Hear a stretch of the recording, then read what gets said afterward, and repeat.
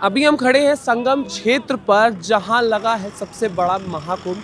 आपको बता दूं आज महाकुंभ में आग लग गई थी। ये आग इतनी भीषण थी जिसमें 5 सिलेंडर फट गए।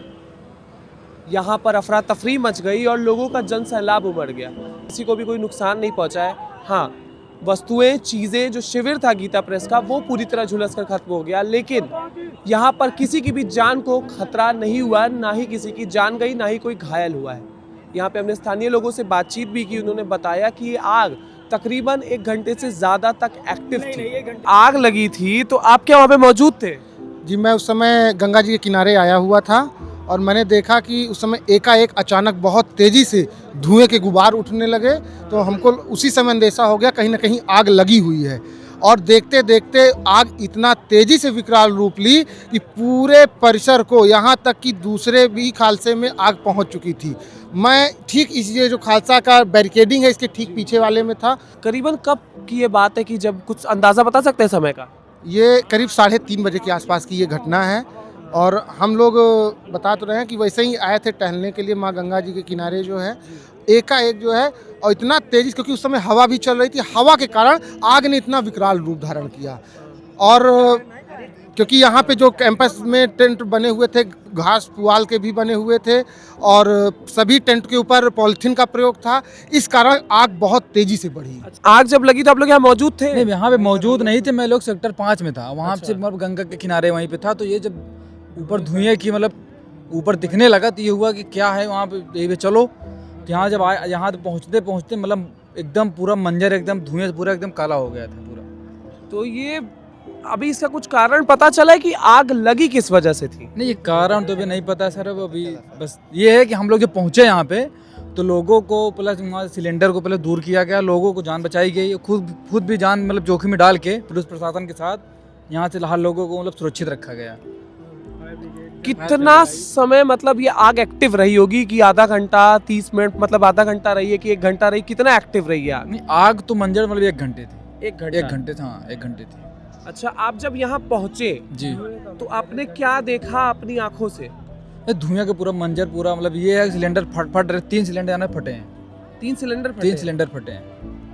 बाकी अच्छा। और सिलेंडर को समय हटाया गया। बाकी किसी इंसान को कोई नुकसान? नहीं, कोई इंसान को कोई चोट तो नहीं पहुंची। हम लोग खुद पहले से पहले पहुंच के यहाँ से बूढ़े और मतलब सबको ले जाके, माताओं को सब उनको ले जाके बगल हटाया गया। इसके बाद सामान तो भाई सबकी जो जल गया वो कोई दिक्कत नहीं। जैसा कि इनको कहा गया है कि गंगा सेवा दूत, एग्जैक्टली इन्होंने वही काम किया कि दूत बनकर आए और लोगों को यहाँ से उबारा, निकाला और उनकी जान की रक्षा की। जैसा कि ये बता रहे हैं यहाँ पे किसी की जान का नुकसान या किसी को कोई आहत नहीं हुआ है। हाँ, सामान का नुकसान काफी हुआ है। लोग बोल रहे थे कि हमारा सर सामान अंदर है, उनको मतलब कि हाथ जोड़ मतलब उनको करके जबरदस्ती उनको मतलब दूर किया गया कि आप यहाँ मत आइए, नहीं आपको जान खतरा हो सकता है भाई, अंदर सिलेंडर फट सकते हैं तो उससे और नुकसान हो सकता है, इसलिए भाई सामान जलने दो, कोई दिक्कत नहीं, जान बची रहेगी तो सही रहेगा। आप देख सकते हैं कि एक बहुत बड़ी दुर्घटना और भी ज़्यादा भीषण हो सकती थी, लेकिन उसको कंट्रोल कर लिया गया। गंगा दूतों ने आकर, कहते हैं ना कि जैसे ये दूत बने, प्रशासन ने और साथ ही हमारे माननीय मुख्यमंत्री जी ने भी, उन्होंने भी जैसे उनको इसकी खबर पड़ी वो खुद यहाँ पर आए, उन्होंने चीज़ों का जायजा लिया। साथ ही उन्होंने ये भी कहा है कि जो नुकसान हुआ है उसकी भरपाई जैसे भी करके वो चीज़ें 1 हफ्ते में सब कुछ ठीक करके देंगे। कहते हैं ना कि जब परिवार पर कोई संकट आता है तो सबसे पहले मुखिया उसका नेतृत्व करता है। आपको क्या लगता है कि क्या ये चीज़ और बढ़ सकती थी अगर टाइम पे ना रोका जाता? हाँ, बिल्कुल। ये करीब अगर 10 मिनट तक यहाँ अगर कोई लेट कर देता ना तो सिलेंडर फटते तो कितने सिलेंडर फट के करीब 200 मीटर वो जाके गिर रहे थे। किसको क्या हो जाए, नुकसान हो सकता है कुछ पता नहीं है। और सिलेंडर फटने भाई गैस है तो आग फैलती चली जाती, वो टेंट में पूरा मंजर पूरा एकदम देखने लायक नहीं हो सकता। हमारे साथ है सतवा बाबा जी, और जैसे ही उनको जानकारी मिली तुरंत बाबा अपना शिविर छोड़कर भागते भागते आए, क्योंकि कहते हैं ना कि संत हमारे लिए ही है। तो महाराज जी, ये जो आग लगी है काफ़ी अफरा तफरी, ये चीज़ अच्छा किसी को जान का नुकसान नहीं हुआ है, इस पर आप क्या कहेंगे? गीता प्रेस पूरे विश्व का एक सोच है और सम्मान है।